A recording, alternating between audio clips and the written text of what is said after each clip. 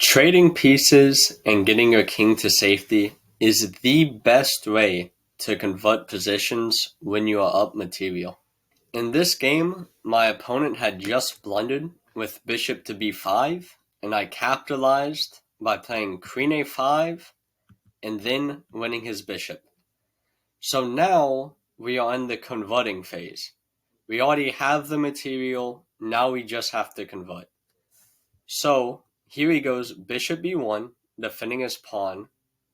I take another pawn. I only took this pawn because I evaluated that my king was still safe. It's important not to take material if it undermines your king's safety drastically, especially when you're already up material and better. So here, he went bishop e3, attacking my knight. I gave it this check. And as you can tell here, this forces a trade, because now his knight has to trade with me, or I would have taken his knight. So that's one trade out of the way. Queen takes f3. I gave back the pawn. And now I forced a trade of queens because he can't move his queen out of the way, or he would lose his rook. So this traded off a pair of knights, a thing of knights, and then also the queen. So now this position is way easier. We're in an endgame, and I'm just up a piece. He played b3, I went e6, bishop d4. Now this is important. You shouldn't hang tactics. Here I was thinking about a move like bishop d6, but I realized they would hang this g7 pawn and then this rook, and that would go from me winning to me losing very quickly. So you have to watch out for small things like that. Just always keep your head straight. Don't get too relaxed. So here I went knight e7, just getting my pieces developed. He went c4. I went g6 with the idea of going e5. He played h4, and now I actually decided against playing e5. I didn't like something about it at the time, so I played c5 instead. He played bishop to c3. I went back to e7, and this was actually the reasoning behind c5, is I now wanted to get my knight there. And when I developed my bishop, I thought it would be better to have this diagonal. So now he played f4. He's expanding, by the way. This is not the proper way to defend this position. He should be holding back and basically waiting for me to come to him. He went king f2. I went knight d4, that plan that I mentioned.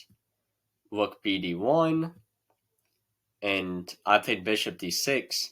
And here, there was a tactic. It looks like he could win a pawn here with takes and then takes. But there's this tactic at the end with bishop c5, and his rook would be pinned to the king. So it's important to keep these tactics in mind. So for that reason, he played king e3. And now I played rook d8. Now he takes, but this is still a mess up because I take and he gets the pawn with the king, but now I give this check and a pawn. So now we traded off another pair of minor pieces and a thing of pawns. And here, I could have rushed, I'm pretty sure, with this move, rook takes, but I think it actually made things more complicated. So instead, I went back to bishop c7 so I could get castled. He played b4, and now I castle. He played a4, and now I'm okay trading because I can follow it up with rook d8 and try trading off the other pair of rooks, which he allowed. And now this position is infinitely easier as long as you don't let these three pawns go crazy, which is why I didn't get greedy here and instantly take this pawn.